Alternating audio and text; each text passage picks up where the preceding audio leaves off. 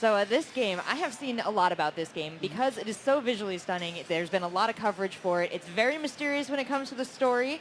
But what do you want us to know right off the bat when we take a first look at Little Nightmares? Well, obviously you can see we have a little character that you control there. Her name is Six. Six. I really, yeah, I Like really the number? like the number, Okay.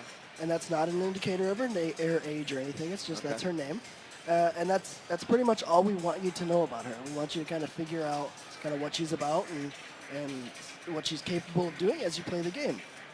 And we're going to be intentionally vague, and I apologize for that. No, I mean, actually, no apology necessary because in this day and age, that's a really effective storytelling mechanic, right? Like, as a gamer, that's something that will keep me going one more level as these things are unfolding. So I can actually appreciate that. No apologies necessary. Okay. Well, Six, you can see that she's a kind of a small girl, little yellow raincoat, and she's capable of like grabbing and interacting with things in the environment. And so a lot of the game is trying to figure out which things you can interact with and how you're going to interact with them to get her through the space and get her through the level and figure out what the heck this place is that she's in. So that's the mystery right off the bat, right? Because I don't know how she got here. She's very tiny. She's alone, and we know she's very young. Yep.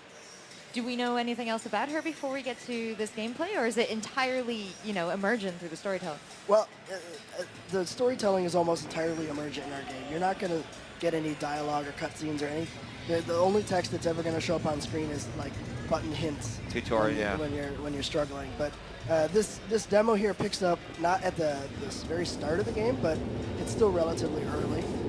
And the place she's in, the setting of the game is called the Maw, M-A-W.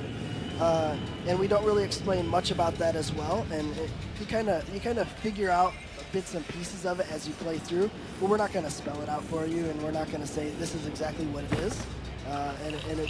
You will pick up on some things that are apparent, but for the most part, it's this mystery that you're trying to figure out in this kind of unique place, and you're trying to figure out what it's all about.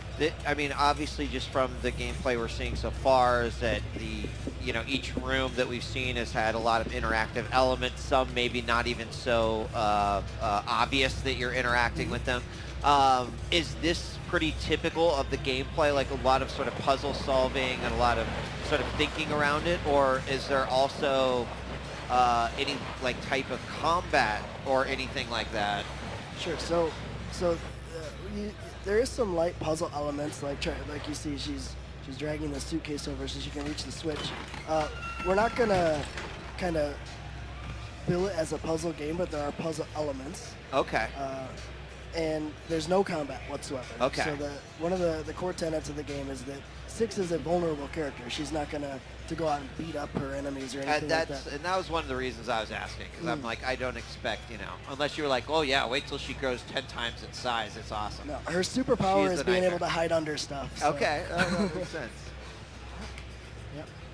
So I love how tangible it feels. I'm just watching. I'm not even hands-on controller, and I can really feel how she's interacting with her environment. I mean, you designed these levels. Yeah. What kind of, what were you going for? Did you have an inspiration? Well, from the very beginning, one of the things we wanted to do was make everything to feel tangible. So like pulling a lever or pulling a door handle is a very intentional thing. And so the very first prototype that I ever saw on one of our other designers' computers was just a room with things you interact with. There was no game, there was no story involved with that. It was just a character, and you were going around and figuring out what kind of things you could pull and grab and pick up, and it kind of evolved from there. I think our narrative designer had a story being worked on, but for the most part, from a design perspective, we were just trying to figure out what would make sense if you had this little character in a kind of larger than life world. How would interactions behave? Like I said, a door handle is normally a very simple thing, but for a character, it's maybe she can't reach it. She needs to find something to boost her up, and it becomes a bit of a puzzle adventure in that sense. I mean, to that point, that must be a lot of fun in the design of levels where, for example, the switch goes down. Oh, this is a bend, right? So you get to take a lot of these sort of normal things and incorporate them into the rooms. Like we saw the handles of the drawers being used as a ladder and as such. And one of the things that you'll notice about kind of the world and the environment is everything is a little exaggerated. Everything is a little larger than life. Right. And that's kind of you're controlling this character, and so you're getting the view of it through her perspective. And Creepy monkey. yes, creepy monkey. All right, I'm gonna pick it up just for you. Is Oh it gonna? no, does it do something? Maybe. Can you turn it on? Okay. Yes. Oh.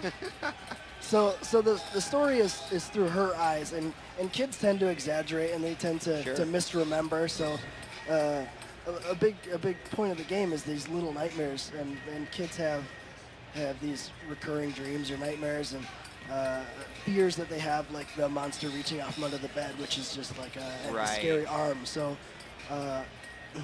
we kind of focus on that and build on it and make a world out of it. And our art director is very good at kind of breaking things down and finding the core of something and just kind of tweaking it and exaggerating it to make it this crazy thing. And I think it's come together to be really, really cool. When when you think of like Little Nightmares, and we've seen some other things that's not 6 around. Is that, I mean, again, a part of the unfolding story? We're going to learn about what these things might be, or Are maybe. you talking about the little characters that ran The little away? paper Yes, hats. yes. Those are called gnomes. We're not going to tell you anything about them. Okay. But they are things that you will encounter as you play, and probably the friendliest thing you will encounter as you play. So- Okay. So this game, I mean, it looks very much like its own game. I haven't nice seen throw. anything Thank you, at thank all exactly like this, but I am picking up some elements of, a little bit of Silent Hill, a little bit of PT kind of breaking through the room, and a little bit of like Little Big Planet. I mean, did you guys play at all with the cuteness, creepiness? I don't think anything we did was intentional, but our art team and our design team have their things that they appreciate and they like, and it kind of subconsciously comes through when we design things. I think Little Big Planet's a good example of how kind of our past experience as designers, because almost our entire design team worked on Little Big Planet, and so that had a very physical interaction with the character in the world, Yeah. and that I'm very whether or bad not at we that. intended it to, it became a big part of this game as well. And so while it's a very different game, you can see that there are some overlaps there. I just want to say, because you're talking about building the levels and stuff, and I've always had a deep appreciation for level design, even going all the way back to like the early days of Quake, right? Because there's some really small nuances that go, God, that's actually a lot harder. It's not just like, yeah, we'll put this thing here and this here, and it's like constant, iteration. I imagine when you're building that and creating like advancement in a way as a game mechanic, that is something that is really actually hard to do. Like, Yeah, we do an insane amount of iteration in this game, Okay. especially when a big part of the game is kind of nailing the tone of this world that's very unique on its own. And so a lot of times we'll have like really good ideas and maybe it's good gameplay, but then we'll be like, oh, but it doesn't really work with the tone or the story or and so we've done a lot of reworking and really focusing down to the core of what we feel the game is. And that's great to hear.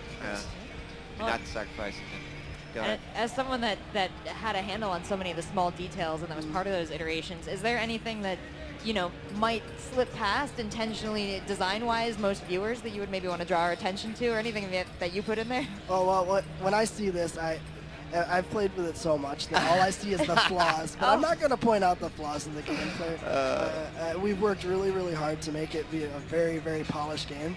We've always been quality over quantity. So, and just there's been a huge amount of effort to make things just feel really nice, feel really good, make the character control well, make everything be internally consistent. So it's been a huge monumental effort to do that, and I hope we've done it. So I'm also really curious about like, and it's great. Like, don't get me wrong. I want this question to come out right, but like, this is unique for you guys, for Bandai Namco, right? Like, this is a pretty unique title in regards to, like, if I look at all the titles that have come out in the last couple years, this one is sort of like really stands out as like, this is much different. right. Yeah. Well, I'm with Tarsha Studios. Right. So I'm from Bandai Namco. she's Right. So, correct me if I'm wrong. This is one of the first efforts with Bandai Namco's European Yes, so division, right? we've Okay. been working really Okay. closely with our European counterparts, Bandai Namco Entertainment Europe. This is definitely one of the titles that Bandai Namco Entertainment Europe has a lot of affection for. We're definitely carrying that over here into the Americas as well. So we're very excited for this title. That's great. I One mean, thing- obviously there must be something awesome in the game for Yes. them to be like, hey, let's get. So that's great. That's Yeah. awesome. I think my favorite thing about it is that working with Tarsier Studios, they're super passionate about this game. Like, they put so much work into it, and every time we talk to them about it, you can just hear, their dedication to it, and not only the game itself, but everything about it, like the music and the sound. It's really inspiring to us to be able to work with people so passionate like that. That's But awesome. For the game, this is actually the place where we're going to stop the gameplay. Okay. Because we don't want to spoil too much of the game for you guys. Okay. Well, I suppose that's fair, and we'll allow that.